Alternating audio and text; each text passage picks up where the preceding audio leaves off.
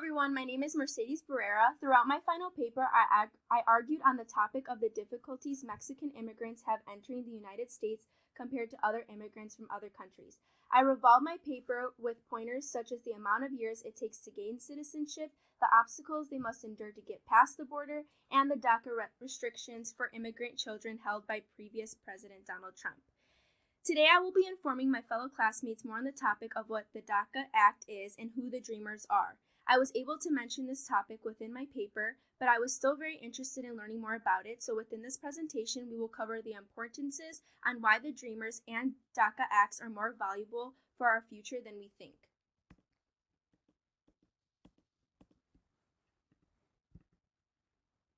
To begin, we might be asking, is the DACA Act and the DREAM Act the same thing, or two different acts? And the answer is they are very similar but hold different requirements and obligations. Deferred action for childhood arrivals is an administrative relief from deportation which holds the name DACA. It begins its application process in August of 2012. Its purpose is to protect immigrant youth who fulfill eligibility and come to the United States as children. As they grow older, are protected from being deported and given a work permit. The program does expire after 2 years, but is accepting renewals. The main difference between DACA and the DREAM Act is that DACA does not provide a pathway for youth immigrants to gain citizenship here in the United States. It is just a safe zone if working or attending school. Next, the DREAM Act stands for Development, Relief, and Education for Alien Minors, which was introduced in 2001. This provides current, former, and future undocumented high school graduates and GED students a way to have the benefits of a U.S. citizen. This can be through work, college, or the armed forces. While these programs are very helpful, there are requirements needed to fulfill its protection to the applying Mexican immigrants. According to the American Immigration Council, to achieve eligibility, there is a process such as they must come to the United States as a child, has been permitted to an institution or higher education, has graduated high school or obtained a GED, or is currently enrolled in secondary school or a program assisting students to obtain a high school diploma or GED, has not participated in the prosecution of another person, has not been convicted of certain crimes. For the DREAM Act, though the requirements are only slightly different, they have had to arrive to the States before the age of 16, must live here for more than 5 consecutive years, have graduated from an American high school, gained a GED, or attended an institution of higher education, and hold good moral character. While the two hold about the same requirements, the most important is that the DREAM Act is a possible pathway to gain citizenship, while the DACA Act is solely a protection program from deportation only.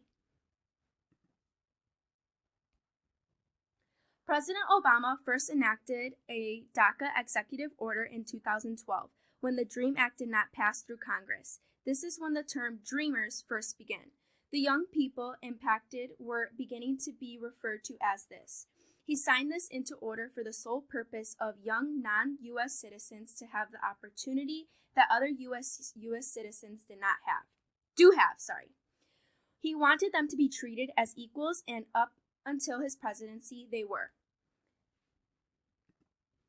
In 2016, the year President Donald Trump was elected, he was very prominent on the termination of the DACA program former President Obama passed in 2012.